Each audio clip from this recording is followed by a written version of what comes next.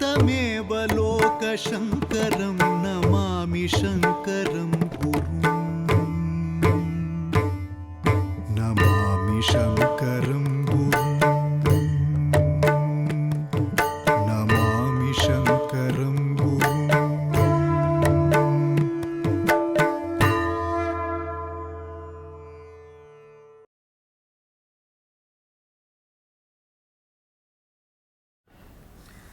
माला सुधाकुंभ विबोध मुद्रा विद्या विराजत करवारिजातां अपार कारुण्य सुधांबुराशिं श्री शारदांबां प्रणतोऽस्मि नित्यं सदाशिव समारंभां शंकराचार्य मध्यमां अस्मदाचार्य पर्यन्तां वंदे गुरु परंपरां.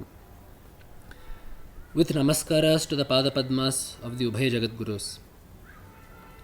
In the last episode, we discussed the definitions of a kshetra and a tirtha, the qualities of a kshetra and of a tirtha, and how those qualities can be seen in this Sringeri kshetra.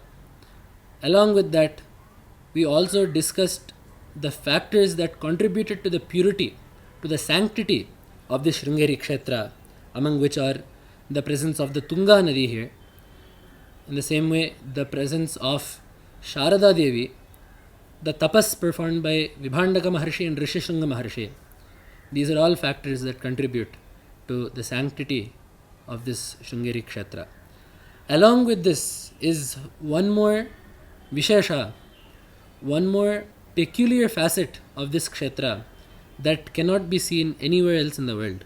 And that is the fact that Sringeri is home to an unbroken Guru Parampara. What do we mean by a Guru Parampara? There are two parts to this word, Guru and Parampara. Usually we take this to mean a sequence of Gurus. A Parampara is an unbroken sequence and a Guru is a teacher. But who is a Guru? A Guru is the person that teaches you Atma Vidya. So, although the word Guru is used to mean a teacher in general, in Shastra, the word Guru means the person that teaches you about your own self, the person that gives you Atma Jnana. And this Guru must be sought out if one wishes to get Atma Jnana. Without seeking refuge in a Guru, without receiving Upadesha, instruction from a Guru, Atma Jnana cannot be obtained. That is why Veda is telling us, Acharyavan Purusho Veda. Only someone that has an Acharya will know this Atma Tattva. In the same way, Acharyadhaiva Vidya Vidita Sadhishtham Prapat. This is also another sentence that Upanishad is telling us, saying that only the knowledge that is obtained from a teacher will become fruitful. Sadhishtham. It will become sadhutamam, sadhutamatvam prapat. It will obtain that.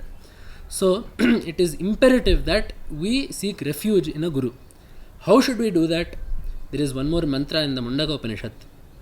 Parikshya lokan karmachitan brahmano nirveda mayat Nastyakritah kritena. Someone that seeks to know Brahman should first realize the reality of this world. Karmachitan lokan parikshya. We should see that this prapancha, this material world, is karmachita. It is born out of karma. The objects that we come into contact to, the stimuli that we experience, the people that we interact with, all of this is a product of the karmas of various jivas and the interactions between those karmas and the situations that need to take place for those karmas to play out. So this entire prapancha is born out of karma. So having realized that this world is made up of karma, then brahmanaha nirveda mayat, the sadhaka should attain vairagya. Why should the sadhaka have vairagya towards this world that is born of karma? Because this world is born. Nastyakritah kritena, kritena janyena anena lokena kritaha brahmapadarthaha naste na prapyate. So that brahmapadartha is akrita, it is unmade, it is not created by anything, but it is permanent, it is nitya. Therefore, something that is nitya cannot be obtained by something that is anitya. Because this prapancha is born, it is anitya. Yet janyam tan nashyam. Whatever is born will eventually be destroyed, it will be impermanent. Therefore, because this world is born out of karma it is impermanent. So this impermanent world will not be useful in helping me attain that Brahman that is permanent. Therefore, I should have vairagya towards this prapancha. So such a sadhaka that has attained this vairagya should seek out a guru. Guru meva abhigachet. He must seek out a guru. Tadvijnanartham, in order to know that Brahman. And what is the quality of such a guru that Veda has designated? So what does Veda say should be the quality of that guru? There the mantra says, Shrotriyam Brahmanishtham. He should be a Shrotriya and a Brahmanishtha. For Shrotriya, Bhagavad writes Shruti Sampanna. So one who has studied well, one who has studied the Vedas and Shastras well is a Shrotriya. In the same way, he should be a Brahmanishtha. He should ever be established in Brahman. His mind should be fixed in Brahman. His mind should not be stuck in samsara. He should have transcended the bondage of karma, and he should have cast off ajnana, and his mind should at all times dwell in Brahman. So such a person is a proper guru whose teaching will enable the shishya to get Atma Vidya. In a more elaborate fashion, Bhagavad has once again told us the qualities of a guru in Viveka Chudamani. Shrotriyo vrijano kamahataha yo brahmavittamaha brahman yuparata shantaha nirindhana ivanalaha ahetuka daya sindhu bandhuranamatam satam. These are the qualities that Bhagavad has told of a guru. Shrotriyaha. So as we said earlier, Shrotriya means one who has studied well. There is a Panini Sutra, Shrotriyamsh chando dhite. So someone that is a proper Vedadhyayi, someone that has studied the Vedas and Shastras is called a Shrotriya. Shrotriyaha akama avrijinaha. Vrijina means papa. Avrijinaha means one who is free of papa. So one who does not think papa, one who does not speak papa, one who does not act upon papa. So there should be no blemish in his thoughts, there should be no blemish in his speech, there should be no blemish in his actions. So such a person. Akamahataha. He should not be beholden to desires. He should have conquered all of his desires. Brahmavittamaha. He should be knowing Brahman. There is a purpose to this sequence. So one can only become avrijina, one can only become free of papa if one does not have kama. Because kama is the cause of all papa. That is why Arjuna also asks, Atha kena prayuktoyam papancharati purushaha. Why does anyone do papa? Arjuna asks Bhagavan. To which Bhagavan replies, Kama esha krodha esha rajoguna samadbhavaha. That is what that is what Bhagavan says. It is kama and the unobtainment of kama which leads to krodha that causes a person to commit papa. So if one needs to transcend papa, one must first let go of kama. When will one let go of kama? When one knows Brahman. Because the knowledge of Brahman is such, the ananda that is born out of the Brahma Anubhava, the experience of Brahman is such that all Laukika Anandas pale in front of it. As is said in Manisha Panchaka, Yat Saukhyam Buddhi Lesha Leshata Ime Shakradayo Nirvrata. Indra, Brihaspati, all of these devatas are experiencing the sukhas of Swarga. And as we know that Indra Ananda is 100 times as Devananda, 100 times of Indra Ananda is at Brihaspatyananda. In this way, these Indra Ananda and Brihaspatyananda are all extremes of Ananda. They are all much greater Anandas than any of us can even fathom. But even they are a fraction of a fraction of a fraction of the sukha, of the bliss that is experienced through the obtainment of Brahman, through the obtainment of one's own Ananda. So, one that has obtained that Brahmananda, one that knows that Brahman, will be bereft of all desires. So, avrijinaha, akamahataha, brahmavittamaha, brahman yuparataha. His mind should be ever fixed in Brahman. His mind should always be dissolved in Brahman. And that will make him shantaha. That will make him calm. Nirindhana ivanalaha. Just as fire without additional fuel will burn calmly, in the same way, a person whose mind is turned inward towards Brahman and not outwards towards Vishayas and objects of enjoyment will be Shanta. Just as if we see the fire will be burning, if you put in 1 spoon of ghee, the fire will flare up. It will become agitated and flare up.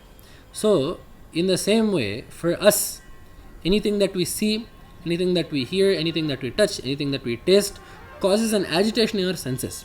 Our senses act outwards. However, someone who is established in Brahman, although they will see the same thing and hear the same thing, because their mind is turned inwards, they will not be agitated by it. Their mind will not be moved by anything that they see, touch, hear, smell, taste.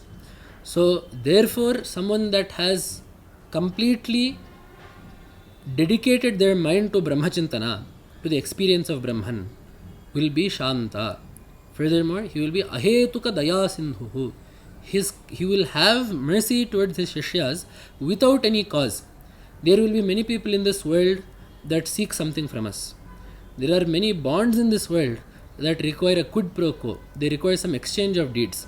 We say that even parents will do things for children without any expectations. But sometimes we see that even the parents will have expectations from the children, that the children will have to take care of them in their old age, that the children should listen to them, that the children should do things that are conducive to the parents' happiness. Sometimes we will see that the parents will also have some requirements from the child. However, this Guru-Shishya Sambandha is such that the Guru wants nothing from the Shishya. The Guru's relationship with the Shishya is one completely out of mercy. Even the things that the Guru expects from the Shishya, obedience, adherence to Shastras, bhakti towards Bhagavan, the things that the Guru will expect of the Shishya are all born out of Karuna. There is nothing that the Guru wants from the Shishya. So such Karuna can be found only in the Guru and nowhere else. That is why the Guru has been termed Ahetuka Daya Sindhuhu. He is an ocean of Karuna that does not have any cause. And Bandhur Anamatam Satam. He is the well-wisher of all those Shishyas that seek refuge in him. So such a Guru must be sought out for a sadhaka that wishes to get Brahmajnana. So thus we have discussed what a Guru is. Now what is a Parampara? That is the second part of the word Guru Parampara. Parampara literally means one after another, one after another. A sequence, an unbroken sequence is called Parampara. There is one more Vyutpatti given, one more derivation given called Parampranati, Palayati, iti Parampara. That which protects the ultimate is called Parampara, the ultimate Jnana or the higher Dharma. So that Parampara of Gurus, that sequence of Gurus that protects Jnana and protects Dharma, that preserves Dharma and preserves Jnana is called a Parampara. And as we say in Sringeri, this is Anadya Avichinna Shankaracharya Guru Parampara Prapta. We say that this Parampara is Anadi. This Parampara does not have a beginning. This Parampara, this Jnana was not created or started by one person, but rather it is Anadi. Paramatma himself in the Srishtiyadi remembers the Vedas of the previous Kalpa and does Upadesha to it, to Hiranyagarbha again. That is why we have the Veda mantra Yo Brahmanam Vidadhati Purvam Yo Vai Vedanscha Prahinoti Tasmai. That Paramatma creates Chaturmukha Brahma, Hiranyagarbha in the Srishtiyadi, remembers the Shrutis of the previous Kalpa and does Upadesha of that Veda to that Brahma. And then from there the Parampara goes forth. It is this Parampara that we tell as Narayanam Padmabhavam Vashishtham Shaktincha Tatputra Parasharancha Vyasam Shukam Gaudapadam Mahantam Govinda Yogendram Athasya Shishyam Shri Shankaracharyam Athasya Padmapadancha Hastamalakan Shishyam Tantotakam Vartikakaram Anyan Asmadgurun Santata Manatosmi. So from Narayana then Brahma, from Brahma to his son Vashishtha, from Vashishtha to his son Shakti, from Shakti to his son Parashara, Parashara to his son Vyasa Maharshi, Vyasa Maharshi to his son Shuka Maharshi. Until this point, it is a father-son parampara. It is not just a teacher-taught parampara, but it is also a father-son parampara. That is why this is also called a Vamsha. This Vidya is called a Vamsha. Vamsho Dvividhaha, Vidyaya Janmanacha. So Vamsha is used to refer not only to the sequence of children, grandchildren, great-grandchildren, but it is also used to refer to a sequence of a passage of knowledge. That is why we have this Prayoga in Vyakarana, Trimuni Vyakaranam. That is the Udaharana given for the Vyakarana Sutra there. Trimuni Vyakaranam. Vyakarana is Trimuni. This does not mean that Vyakarana is passed down from three fathers to sons. It means that three Munis are the Vidya Parampara or the Vidya Vamsha for Vyakarana. So as we know that Vakyakaram Vararjim Bhashyakaram Patanjalim Paninim Sutrakarancha. So Panina Maharshi wrote the sutras. Then we have Vararji Maharshi and the Bhashyakara Patanjali Maharshi. So these three Maharshis are part of the Vidya Parampara for Vyakarana Shastra, for the Vyakarana Shastra.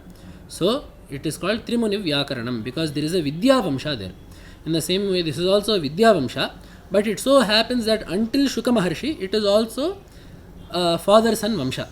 So then after Shuka Maharshi's Shishya being Gaudapada Maharshi, his Shishya being Govinda Bhagavatpada Maharshi, his Shishya being Jagadguru Srimad Adishankara Bhagavatpada Acharya, and Bhagavatpada had predominantly, many Shishyas, but predominantly four.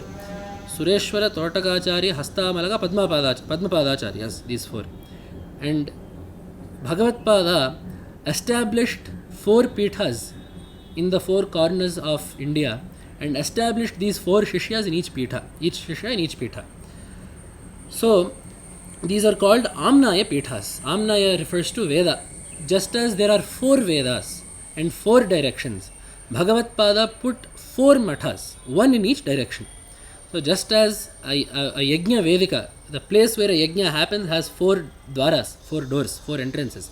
In the same way, envisioning Bharata Desha itself, Bharata Varsha itself as a Yajna Bhumi, Bhagavatpada put these four pithas at the dwaras, at each entrance. And in the south, Bhagavatpada has established the Dakshinamnaya Sringeri Sharada Pitha, which has had an unbroken Guru Parampara from Bhagavatpada until today's Mahasannidhanam and Sannidhanam. So, it is important to note that Bhagavatpada in the Pathamnaya Anushasana also writes out a series of rules and regulations for how these mathas need to function and who can even sit astride these thrones, astride these astride this Vyakhana Simhasana and Sringeri and the other mathas, the other three mathas. So the Lakshana that Bhagavatpada has ordained is Shuchir Jitendriyaha Veda Vedangadi Vichakshanaha Yogajnaha Sarva Shastrajnaha Samadasthanam Arhati. So this is the requirement that Bhagavatpada has put for his parampara to continue in Sringeri. So anyone that wishes, or even in any of the other Amnaya Peethas as well, anyone that wishes to become a Jagadguru Adi Shankaracharya or anyone that deserves to become a Jagadguru Shankaracharya in these Amnaya Peethas needs to have the following qualities. Shuchihi, he should be pure in thought, speech and deed. Jitendriyaha, he should have restrained his senses. Veda Vedangadi Vichakshanaha, he should be adept in both the Vedas and all the 6 Vedangas. Yogajnaha, he should be adept in the practice of Yoga, Ashtanga Yoga. Sarva Shastrajnaha, he should know all the Shastras such as Vyakarana, Tarka, Purvamimamsa and Uttaramimamsa. Such a yati, such a sannyasi, madasthanam arhati, he deserves to sit upon my seat, upon my asana in these mathas. So it is our fortune that in this Sringeri Jagadguru Parampara, each one of the Jagadgurus has fit this description to the dot. These qualities can all be seen completely in each Jagadguru that has sat upon the Vyakhana Simhasana and Sringeri. So we have an Anadi Avichinna Shankaracharya Guru Parampara. This Parampara is Anadi. It starts from Parameshwara himself. Because the Pitha is established by Bhagavatpada, we are also saying Shankaracharya Guru Parampara Prapta. And there is no break anywhere. There has always been a Guru and a Shishya. There has been no Shishya that has kept going in this Pitha without a Guru. So we call it Anadya Avichinna. It is Avichinna. So this Pitha and this Parampara is exceedingly rare. It is very rare that we can find a Parampara like this. And this is the only Parampara in the world that can claim to trace itself back to Parameshwara in an unbroken fashion. So that is why Bhagavatpada says, Asmat Petha Samarudha Parivrad Ukta Lakshanaha Sohameveti Vigneyaha Yasya Deva Iti Shrudehe. So Bhagavatpada says that Paramahamsa that has all these qualities that I have just enumerated and sits upon my Pitha, he should be seen as my Swarupa only. So anyone that sits upon the Amnaya Peethas as the Jagadguru is none other than a form of Bhagavatpada. If they are Shuchi, if they are Jitendriya, if they are Shanta, if they are Vedangada Vichakshana, if they are Yogajna, if they are Sarva Shastrajna, then those Jagadgurus that are sitting astride these Amnaya Peethas are none other than Bhagavatpada Swarupa themselves. So we should Sohameveti Vigneyaha, Bhagavatpada says. So it is our fortune that to this day we are able to have the darshana of Jagadguru Srimad Adi Shankara Bhagavat Padacharya in the form of Mahasanidhanam Varu and Sanidhanam Varu to this day. So it is because this Guru Parampara resides in Sringeri, such a Guru Parampara, such an unbroken Guru Parampara that predates the dawn of time. This Guru Parampara that embodies the tattva of what it means to be a Guru as entailed in the Upanishad itself. This Guru Parampara that is comprised of Jivan Muktas and Jnanis. This Guru Parampara that, although being free of all vidhis and nishedhas, still does all their anushtanas to a very great degree and performs pujas at the proper times, seeking the welfare of this world. That parampara that has always proven to be a treasure trove of knowledge for all seekers that come here. That parampara resides in Sringeri, and therefore Sringeri, already pure due to Tunga and Rishishanga Maharshi and Sharada Devi, is ever so pure, even more pure, due to the fact that such a Guru Parampara resides here. So, today we have talked about the greatness of the Guru Parampara, what a Guru Parampara is, who a Guru is, and how that Guru Parampara is found in Sringeri. In the coming episodes, we will also discuss the other aspects that contribute to the sanctity of this Sringeri Kshetra, such as the Tunga Nadi, the story of Rishishanga Maharshi, and the tattva, the nature of the Devata here, Sharada Parameshwari. Namah Shankaraya. Namami